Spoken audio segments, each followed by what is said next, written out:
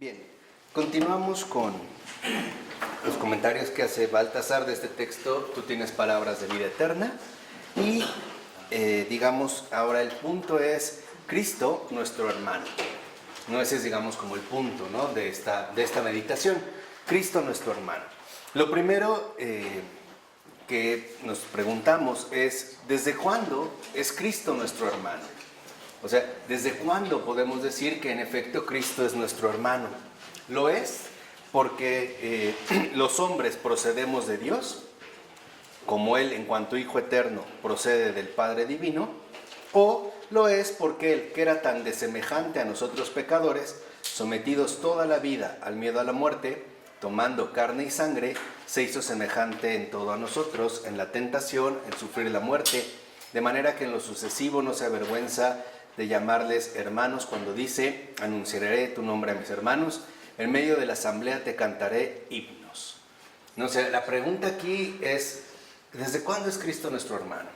Lo es porque procede del Padre, ¿no? Sabemos que ha sido engendrado, pero con una procedencia del Padre, o a partir de la encarnación. Dice, en el primer caso, la fraternidad procede de nuestra creación, que guarda cierta semejanza con el engendramiento del Hijo, pues ambos indican una procedencia, ¿no? Entonces, lo primero que tenemos en el caso de Cristo, con respecto a nosotros, es en efecto una procedencia, ¿no? Y es una procedencia común de parte del Padre, ¿no? Nosotros procedemos del Padre.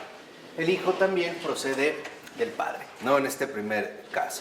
Dice, y ambos, siendo tan diferentes, o sea, hombre y el Hijo de Dios, proceden de uno, de Dios, como Padre que también es el Creador, ¿no? Entonces, está una procedencia del Padre en el caso del Creador. Desde aquí ya podríamos hablar de una hermandad, ¿no? De una fraternidad con Cristo.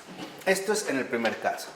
En el segundo caso, existe más bien una distancia, una diferencia, incluso una contraposición, ya que solo el Hijo Eterno y Santo la supera mediante su asimilación a los profanos mortales sometidos al poder de la muerte, es decir, al diablo, para así convertirse en nuestro hermano, ¿no? ¿Y para qué? Para aniquilar mediante la muerte de Él, que es el Señor, la muerte al diablo y liberar a cuantos por temor a la muerte estaban de por vida sometidos a esclavitud. O sea, en el primer caso hay una procedencia, pero en un segundo caso, o en un segundo momento, podemos ver que hay una encarnación que elimina la diferencia y esta encarnación está vinculada a la redención. Entonces, podríamos ver que hay una dimensión de procedencia en la fraternidad de Cristo con nosotros y una dimensión de redención, ¿no? En el hecho de que se ha humanado, ¿no? Se ha hecho hombre, el Hijo de Dios. Ahora, lo que se pregunta Baltasar es si realmente se puede hablar de una disyuntiva, ¿no? O sea, si realmente tendríamos que escoger entre una de estas dos posturas, o por procedencia o por encarnación.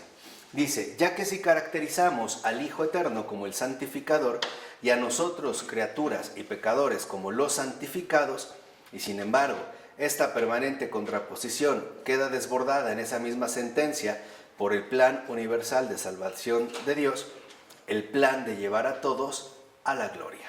Entonces, vemos que en realidad estas dos posturas no forman, por así decirlo, dos alternativas contrapuestas, sino que en realidad conllevan o brotan de una misma raíz, ¿no? De un mismo centro fundamental, que es la glorificación. Ambas tienen que ver precisamente con el Creador y con el Redentor, es decir, con Dios mismo, ¿no? En tanto estamos vinculados también de esta manera. ¿Y cómo precisamente? A través de la guía que nos era necesaria para conducirnos a la salvación. ¿Y cómo se ha realizado esta guía? Precisamente haciéndose solidario con nosotros, precediéndonos en el camino al Padre y enseñándonos dicho camino. O sea, la glorificación es el camino al Padre.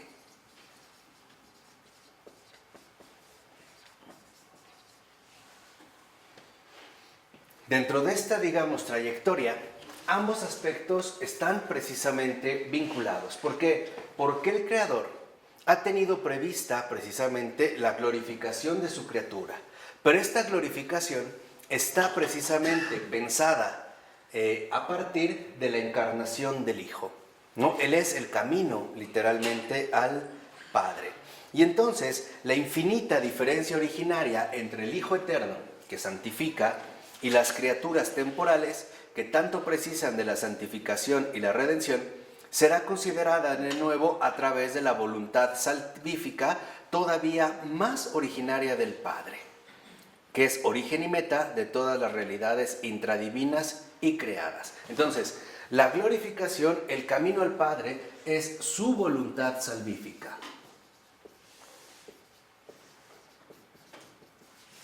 Podríamos decir entonces que la voluntad del Padre es la salvación de su criatura. Esto ya lo habíamos comentado en una ocasión a través de nuestro Santo Padre Pavel Florensky. Y dijimos de manera muy clara, antes de la creación está la redención. La creación en realidad solo tuvo lugar a partir de que Cristo le ha dicho sí al Padre. O sea, Cristo le ha dicho sí a la voluntad salvífica del Padre. ¿No? Por tratar de resumirlo de manera muy breve. Antes de la creación, lo voy a tratar como de ponerlo en imagen, ¿no? El Padre le dice al Hijo, mira, habrá una creación, pero es probable que haya una caída. Y que para que se pueda, digamos, rescatar a la criatura de esta caída, ¿no?, se lleve a cabo una obra de redención. ¿Estás de acuerdo? Y el Hijo dice, sí. Por eso hay creación. Por eso San Pablo lo vio muy bien y decía, todo fue creado por Él y para Él. Entonces, Cristo es el sí eterno al Padre. Es el sí a la voluntad salvífica del Padre. Por eso es que es el camino. Por eso es que la creación no se perdió. ¿Por qué? Porque la sostiene el sí redentor del Hijo. Entonces vemos que el Creador, ¿no?, en este sentido, el Padre, está en íntima comunión con el Redentor, el Hijo.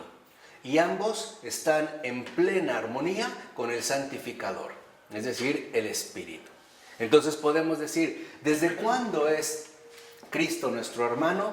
No solo a partir de que se encarnó y no solo a partir desde su procedencia divina, sino desde su propia condición afirmativa en cuanto a la voluntad salvífica del Padre. Podemos decir entonces que el Padre es salvación desde todos los tiempos. La voluntad del Padre es una voluntad salvífica, es una voluntad de salvación. Y el Hijo, precisamente, ha estado siempre en comunión con la voluntad del Padre, ¿no? Cueste lo que cueste o al precio, en este sentido, que sea. Entonces, lo que vemos es que, en realidad, caminamos como hermanos del único hacia la misma meta que Él. ¿Cuál es? Fíjense, aquí podemos entender entonces un rasgo central. ¿Cuál es la meta del Hijo? La voluntad del Padre. Esa es su meta. La meta del Hijo es la voluntad del Padre.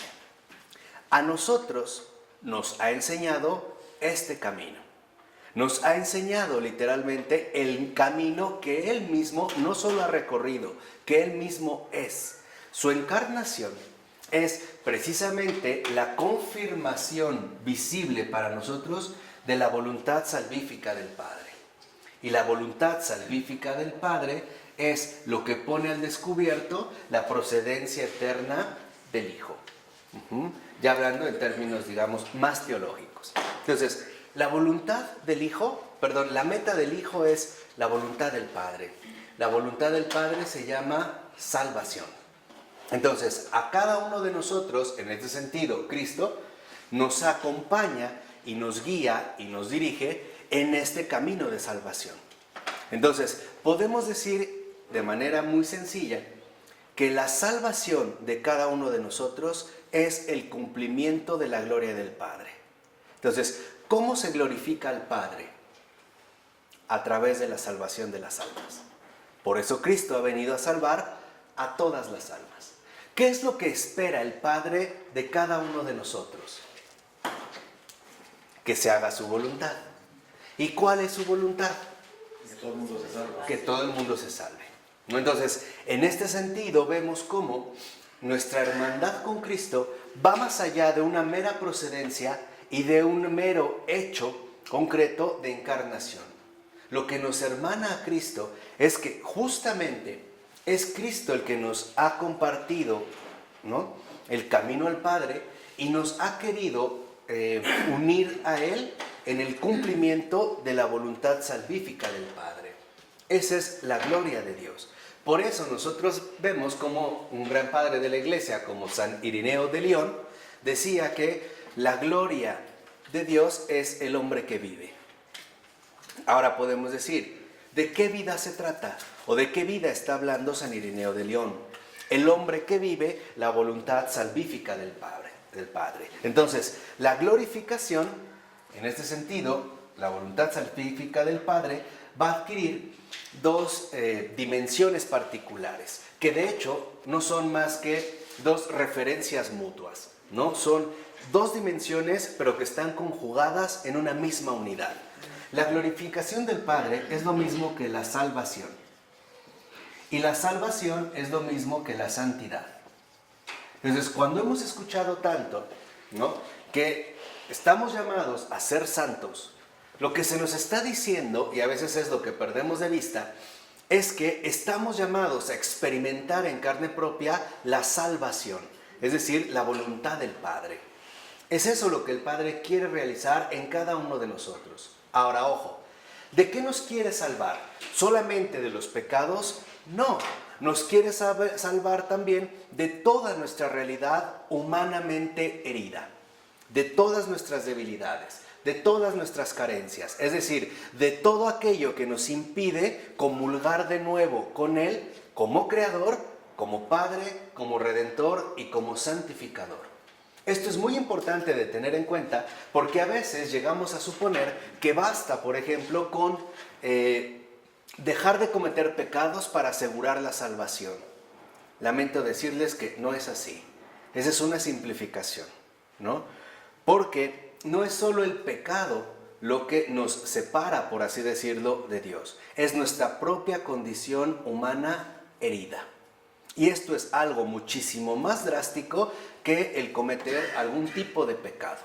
O sea, lo que viene a hacer entonces el Hijo es mostrarnos que el camino al Padre atraviesa precisamente la pasión, pero siempre con vistas a la resurrección. Ojo, entonces, ¿qué tenemos que llevar a la cruz? Y esto es bien importante para que entendamos la ternura y la dulzura del Padre. ¿Qué tenemos que llevar a la cruz? ¿Nuestra vida humana a través de un perfil doloroso y sufriente? No. ¿Qué tenemos que llevar a la cruz? Todo aquello que se opone al Padre. Por ejemplo, mis desórdenes emocionales, mis estructuras intelectuales equivocadas, mis vacíos profundos que no tan fácilmente estoy dispuesto a soltar. Eso es literalmente lo que hay que llevar a la cruz. Entonces, entendamos, la voluntad del Padre no es que vivamos mal, no es dolorismo, ¿no? Es que reconozcamos la necesidad de crucificar todo aquello que me impide recibir todo lo que Él quiere darme. Y todo lo que Él quiere darme es su amor. Es eso lo que quiere. Entonces, aquí encontramos un aspecto fundamental que nos lleva a entender que ser hermanos de Cristo significa también experimentar real y plenamente la filiación divina. Vivir en verdad como hijos suyos. Ojo, no solo son hijos que no cometen pecado, no. Son hijos que también experimentan su amor. Y esto es lo más fundamental. O sea, la santidad, entiéndanla ya por favor, no como la realización de milagros o prodigios extraordinarios, o de dones peculiares como la bilocación y eso. Eso se da, cierto, pero son adornos. Eso no es la base de la santidad, ¿no? Hay grandes santos que prácticamente no han hecho milagros en sus vidas, pero son grandes santos. ¿Por qué? Porque la santidad, en cuanto tal, en esencia, en raíz, la santidad es la experiencia del amor del Padre. Esa es la santidad. Entonces no hacen, aunque no hagan milagros, ellos son un milagro. Claro. Porque el milagro es experimentar el amor de Dios. A pesar de nuestra condición herida, a pesar de nuestras debilidades. O sea, entiendan que el milagro consiste en que lo que para nosotros es imposible, por ejemplo, estar en condiciones adecuadas de recibir el amor de Dios, para Dios sí es posible, sanando todas nuestras heridas y regenerando toda nuestra realidad humana para ser verdaderos receptáculos del amor divino. Entonces, la experiencia del amor del Padre, en este sentido, en tanto santidad, se llama misericordia. De ahí pues que no sea casual que en efecto el Papa Francisco ya haya convocado el año jubilar de la misericordia. O sea, que volvamos a experimentar la profunda filiación divina, o sea, la paternidad de Dios. Esta es misericordia, O sea, la misericordia es la paternidad de Dios. Por eso lo pongo en mayúsculas. Ahora, esta paternidad de Dios, Cristo es el único que la ha experimentado desde siempre, que la conoce plenamente y que también conoce justo la ausencia de esta paternidad. Y lo vimos en la cruz, ¿no? Dios mío, ¿por qué me has abandonado? Y el ejemplo quizá más llamativo, que a mí en verdad me conmueve mucho, es esta frase que Jesús le da a sus apóstoles durante la celebración de lo que llamamos la última cena. Después de tener este diálogo con Pedro, ¿no? Jesús les dice, a donde yo voy, ustedes no pueden ir. Ojo, no es una prohibición, es una súplica, porque en el credo lo vimos que Jesús desciende a los infiernos. Y es lo que dice, a donde yo voy, es decir, a la ausencia de esta paternidad divina, que es el gran misterio trinitario que nunca podremos abarcar plenamente. Lo que está diciendo Jesús es, a donde yo voy, ustedes no pueden ir. Es decir, lo que el Padre no quiere es que seamos huérfanos o que experimentemos la ausencia de su paternidad en nuestras vidas. O sea, justo la voluntad salvífica del Padre consiste en que cada criatura humana nunca, de los nunca, se vea privada de su eterna misericordia. Por eso vemos cómo esta misericordia se ha desbordado de una manera extraordinaria. Ejemplo, el propio compromiso directo del Hijo, porque el Hijo ha asumido nuestra carne humana. Y con esta carne humana transfigurada ascendió a los cielos y está sentado a la derecha del Padre. De tal manera que cuando el Padre ve a Cristo, ve carne humana. Por eso entienden por qué con Taylor hablábamos. Es que Taylor puede parecer poca cosa, pero es bien profundo, es muy serio, los puntos, las luces que va dando. O sea, en esta realidad profunda de comprensión, quiere decir que cuando el Padre ahora ve al Hijo, ve a cualquier criatura humana. Es decir, ve la carne humana. Por lo tanto, entonces, quiere decir que el Padre nos ha aceptado a nosotros en carne propia. Y esta carne humana la ha glorificado en el seno mismo de la Santísima Trinidad. Porque Cristo también es verdadero hombre y verdadero Dios.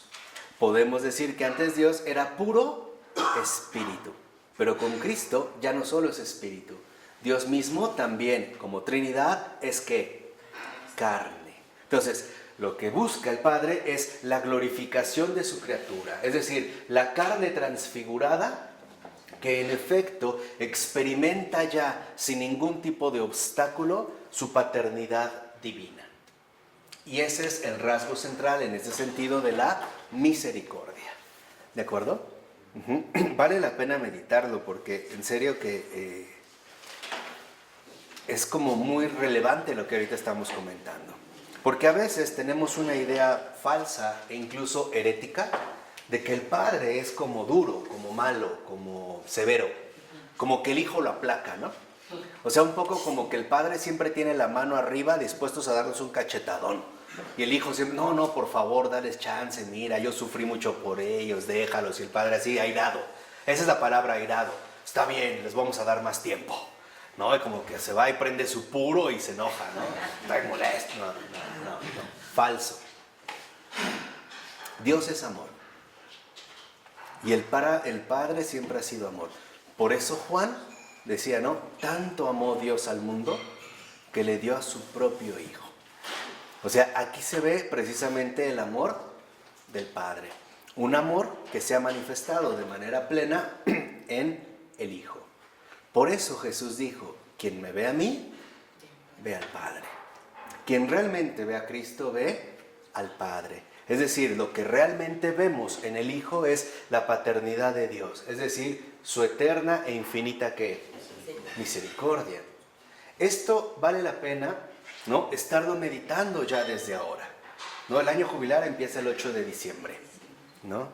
A lo mejor por esos días andan haciendo mi bebé. Directo para la iglesia. Ajá. Para el año de la misericordia. Es el día de la Inmaculada Concepción. Espero que sí.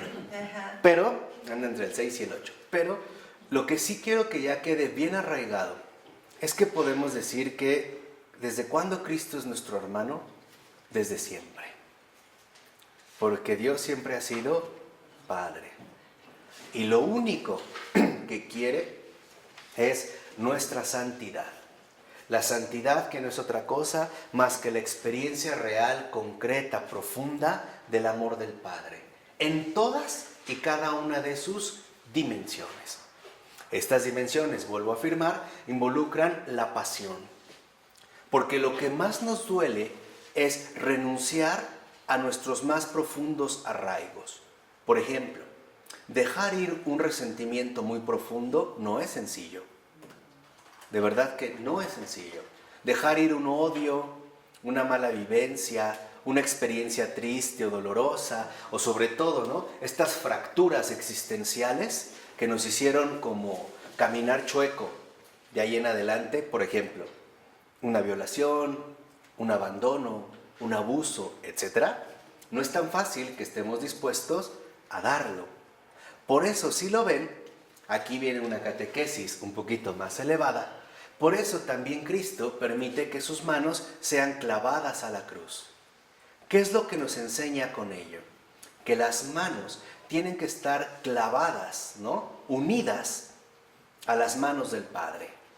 De tal manera que no queramos aferrarnos a algo que en definitiva nos hace daño. ¿Sí? ¿Vamos? Lo mismo en los pies. Por eso los pies están clavados a la cruz.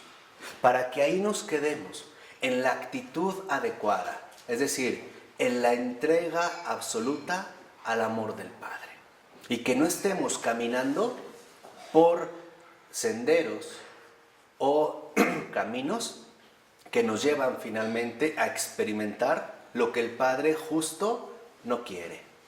De ahí pues que también el costado de Cristo fue entonces traspasado, para que aprendiéramos que en el momento en el que el amor del Padre nos atraviesa el corazón, es posible sacar todo aquello que llevamos guardado durante toda la vida y que no ha hecho más que hacernos daño.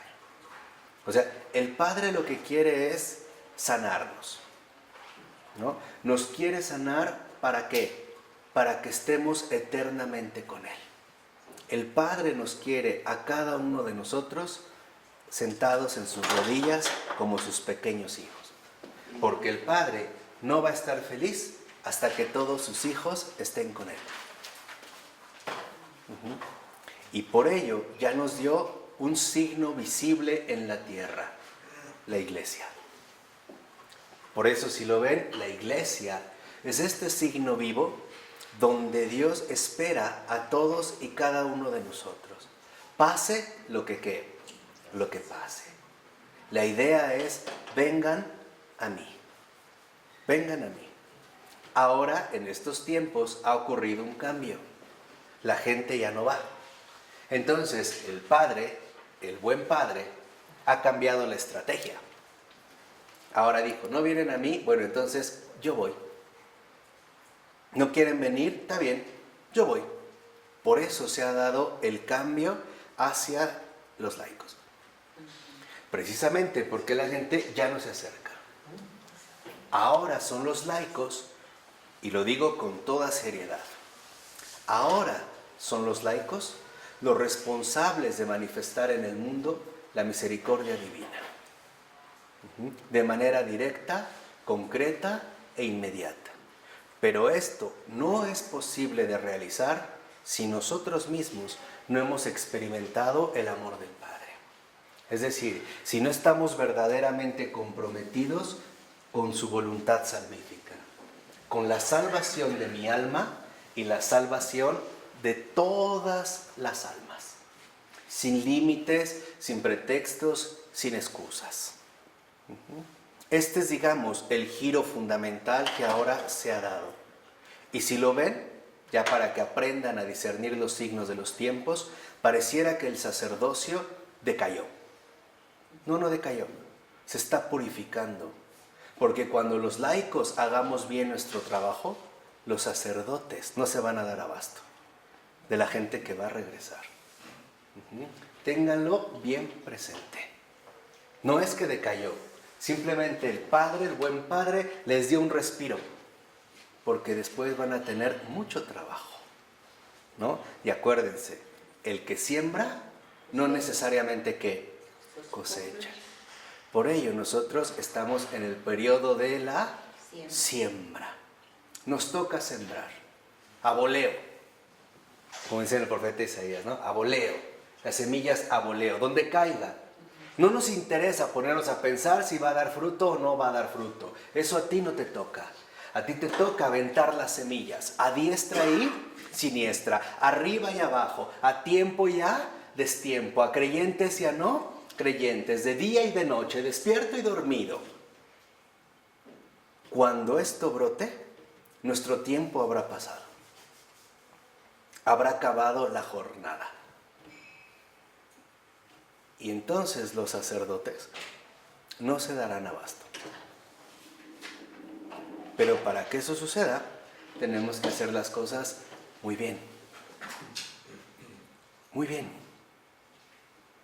Ahora se trata de abrir nuestros graneros y aventar las semillas de la voluntad salvífica divina. Es decir, aventar las semillas de la misericordia. Porque ahí donde realmente caiga en un corazón humano una semillita de misericordia, habrá milagros extraordinarios. ¿No es esa la semilla de mostaza de las que nos habló Jesús? ¿No a veces un gesto de misericordia parece pequeño e insignificante? Por ejemplo, en lugar de darle mala cara a alguien, darle una sonrisa. Tú no sabes todo eso lo que puede implicar. No son literalmente las grandes acciones, no, las que causan este impacto en el alma. Son las delicadezas de Dios. Dime. Estas semillas a voleo de las que hablas, ¿cómo las concretarías? ¿De palabras, con obras, con acciones? ¿De qué manera nos toca como laicos llevar a cabo este seminario?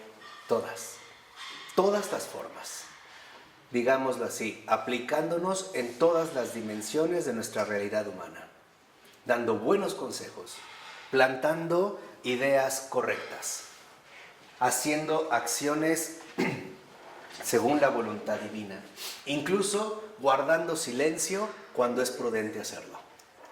En todas las dimensiones, no se puede limitar a un gesto. Por eso es que necesitamos mucha oración y mucho discernimiento y mucho ayuno. Pero yo les vuelvo a insistir, el ayuno no es quitarle el azúcar al pastel. No. El ayuno es privarnos de una vez y para siempre de todo aquello que no viene de Dios. Ese es nuestro ayuno como laicos. Ese es el ayuno más fuerte. Por ejemplo, la imprudencia en la lengua. Por ejemplo, los desórdenes emocionales que tanto daño producen a nuestros prójimos. Las ideas equivocadas que queremos defender a capa y a espada. Los hábitos de vida completamente equivocados, basados en el egoísmo o en las posturas individualistas que solo son ciegas ante la necesidad de los demás. De hecho, el perfil santo de laico es pura disponibilidad. Pero su pregunta está bien, pero su pregunta es más bien como concreta, ¿qué vamos a hacer como actividad, no? Bueno, hay que centrarnos en los pobres, enfermos, ancianos, en esto. Hay que ir a visitar a los pobres, ir a verlos, vivir con ellos, ¿no? Involucrarse en su vida, comprometerse con ellos, el compromiso del laico con la gente que lo necesita. ¿Sí? Claro. Entonces hay que moverse, hay que caminar como caminaba Dios, de un pueblo a otro, de un lugar a otro, caminar, ir, ver, visitar, convivir, atender, es lo que hay que hacer. Y todo centrado en los pobres. ¿Quién es el pobre? Cualquier persona que te necesita en cualquier cosa. Que te necesita en cualquier cosa es el pobre para ti. Y además, no necesitas buscar a los pobres, ya están contigo. Ahí donde tú estás, ahí el Señor te dio tus pobres. Lo único que tienes que hacer es abrir bien los ojos y ver dónde están. Porque generalmente los más pobres de entre los pobres que nos tocaron están en nuestra familia. Es nuestro entorno más directo y es el que menos atendemos. Ahí están los más pobres entre los pobres. Ahí con las amistades que conoces, con a lo mejor, no sé, la gente que frecuentas, compañeros de trabajo, vecinos. Ahí está, digamos, como el desafío auténtico del laico. Por eso me parece a mí que a veces el laico comete una imprudencia. Digo, ya que nos descosimos como hilo de media, pues ya nos vamos recio, ¿no? Pero ahí es donde creo que a veces está el error del laico. A veces el laico quiere asumir una especie de perfil eclesiástico, ¿no? O sea, como que quiere seguir la misma estrategia, por ejemplo, de un sacerdote. Y no es el punto. No. El punto del laico es no perder su perfil laico. No jugarle ni al sacerdote, ni al pseudo religioso, ni al pseudo consagrado. No. Debe de conservar a toda costa su estado de vida cristiano, que es un estado de vida laico. Es decir, en un modus vivendi que en efecto lo vincula y lo compromete con las situaciones en el mundo. Ahora, en este sentido, para que ya quede más claro, lo que estoy diciendo es muy simple. Sabemos que en el mundo hay mucha mierda. Bueno, pues nos va a salpicar. Si yo voy a un día de campo y hay lodo y está lloviendo, yo me tengo que ensuciar. Y esto no está mal. Es parte a veces de la dinámica que tienes que hacer. Por ejemplo, escuchar muchas groserías en ciertos ámbitos, o ideas inapropiadas, o sugerencias escandalosas. Bueno, no seamos fariseos. Nosotros no estamos llamados a juzgar, estamos llamados a purificar. Por ejemplo, los purificadores de agua se meten en el agua, ¿o no? ¿Y qué hacen? ¿Qué hacen? Absorben, absorben, absorben. Tenemos que ser esponjas. Una vez se los dije ya hace como 3 años, creo. Tenemos que ser esponjas. Por ejemplo, si se cayó aquí una comida, hay un trapo, una esponja y lo limpio, ¿no? Lo absorbe. Bueno, ¿y después qué se hace con esta esponja? Se lava, se limpia. Entonces, esa es nuestra labor, recoger toda la inmundicia del mundo para que después, precisamente, seamos lavados en la misericordia divina. ¿Por qué? Porque no solo vamos a pedir misericordia para nosotros, sino también misericordia para todos. Y el Padre lo que hace es lavarnos de todo ello, darnos misericordia, llenarnos de salvación, llenarnos de santidad y por lo tanto beneficiar a todos los demás. Esto de verdad es bien importante. O sea, entendamos que como laicos en estos momentos nuestro papel es muy relevante. En estos momentos. Y en estos momentos es cuando más tenemos que concentrarnos, ante todo, en el compromiso que tengo con Dios mismo. Si una persona se compromete con los necesitados, pero no tiene un verdadero compromiso con Dios, su obra terminará siendo estéril. Y el Señor nos lo dijo, sin mí no pueden hacer nada. Por eso hay mucha gente que quiere emprender grandes obras, buenas obras, pero al final estériles. Y como dijo el Señor, al final se cortan, se secan, se echan afuera y se prenden, ¿no? Se queman. ¿En qué se queman estos sarmientos secos? Se queman en el ardor de la frustración. Se queman y se consumen en el ardor, por ejemplo, del resentimiento. Incluso en el coraje de que la gente a lo mejor no ha valorado o no aprovechó todo lo que esta persona estaba dando o estaba queriendo aportar, ¿no? Dicho de otra manera, se van al fuego que no se extingue. El fuego que no se extingue es el fuego del odio, de la soberbia. Es el fuego, finalmente, ¿no?, que quema cualquier tipo o que busca quemar cualquier señal, por muy mínima que sea, ¿de qué? De misericordia, ¿no? Son aquellos resentidos que culpan a la gente de no haber alcanzado un verdadero éxito. No, aquí vemos que los criterios finalmente son muy diferentes. Por eso es que cada uno de nosotros está llamado en primer lugar, a glorificar a nuestro Creador. ¿Cómo? Comprometiéndome con Él seriamente. ¿Y cómo me comprometo con Él seriamente? Siguiendo paso a paso el camino que Él me mostró. Y el propio Jesús nos lo dijo: nadie va al Padre si no es por mí. Nadie. El que crea que puede llegar al Padre por un camino distinto al de Cristo, se engaña. Lo peor no es solo que se engaña, es que engaña a otros. Por ejemplo, aquellos que dicen: no, es que te puede saltar la pasión y con que seas bueno, con que hagas esto, el Señor conoce tu corazón. Es un mentiroso. No, el camino ha sido dado y el camino es claro. En este camino, por ejemplo, hay momentos difíciles, sí, pero el resultado es extraordinario. Es la resurrección. Y no es nada sorprendente si ponemos un poco de atención. Por ejemplo, cuando remodelamos una casa, al principio está horrible, ¿o no? Horrible, pero horrible. A veces hasta dices: híjole, mejor no lo hubiera hecho. Lo hubiera dejado tal y como como estaba, ¿no? Pero al final, cuando vemos el resultado, ¿qué tal? Ahí nos damos cuenta, ¿valió la pena o no? Sí.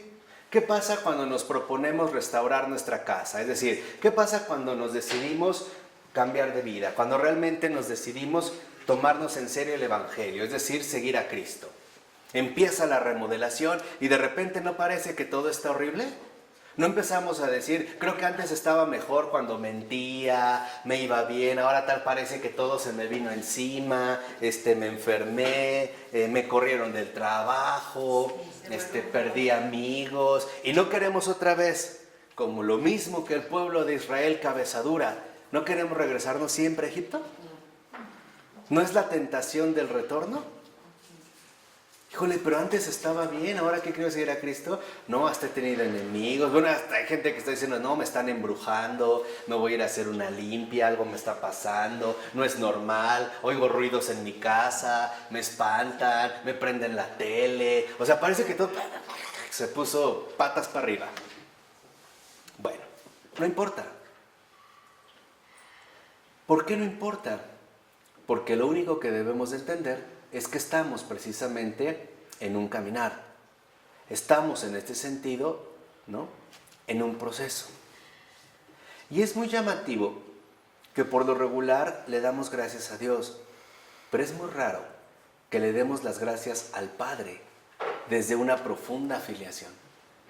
Decirle al Padre: gracias porque eres bueno y porque eres bueno conmigo. Porque eres mi Padre. ¿A pesar de qué? De todo, a pesar de cómo soy. No, yo te he fallado, sí, pero tú nunca me has fallado.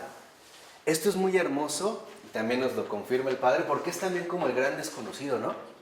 Tenemos parroquias o iglesias consagradas al Espíritu Santo, a Cristo Rey, hasta santos, santas, pero no hay una al Padre. ¿Se han dado cuenta? No hay una. La iglesia del Santo Padre, ¿no? No, ya de inmediato se van a Roma. Pues no es de él. O sea, no hay considerada esta persona. Pareciera que no. Entonces, es muy importante que nosotros empecemos a trabajar en nuestra reunión con el Padre. Y trabajar en nuestra reunión con el Padre es seguir a Cristo. Por eso si lo vemos a sus apóstoles, a todos les dijo, ven y sígueme. No le dijo, mira, ven y yo te voy a decir cómo vas. No, dijo, ven y sígueme. Porque si no me sigues, no llegas. Si no me sigues, ¿te qué? Te pierdes. Y ahí vemos los que no siguen a Cristo y se pierden. Empiezan a hablar del poder cósmico universal que a todos nos envuelve, al gran arquitecto, ¿no? Dirían los masones y otros chiflados por ahí. Van muy duro, ¿eh? Se van a matar, ¿no? Donde están ahí divagando y hablando. No. De manera finalmente concreta. Por eso, en esta ocasión, y de tarea, yo les quisiera dejar una práctica espiritual muy simple. Tienen una semana, pedirle al Padre de día y de noche lo siguiente. Primero, ablanda mi corazón, ablándalo. No le estoy diciendo cómo ni qué tiene que hacer, lo único que le estoy pidiendo es, ablanda mi corazón. Y segunda, y concédeme la gracia de ser agradecido contigo todos los días de mi vida. Y ya, amén. Y le puedes añadir algo así como, te quiero mucho, me encanta, eres espectacular, te rifas, qué rifado, ¿no? No hay mejor terapéutica para crecer rapidito en santidad, ¿eh? Es una terapéutica extraordinaria. Solo eso, ablanda mi corazón y concédeme la gracia de ser agradecido contigo todos los días de mi vida. Y estas experiencias de gratitud las vamos a encontrar conforme nuestro corazón se vaya ablandando.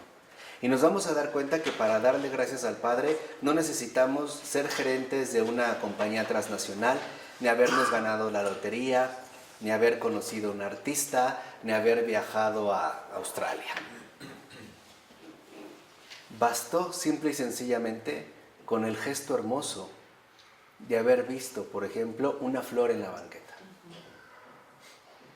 Haberme permitido tomar una bebida refrescante tal y como me gusta, fría, o un té caliente, o haberme permitido dormir de más por la mañana, media hora, una hora, o estirarme como gato, ¿no? Al despertarme y dar o tomar una ducha.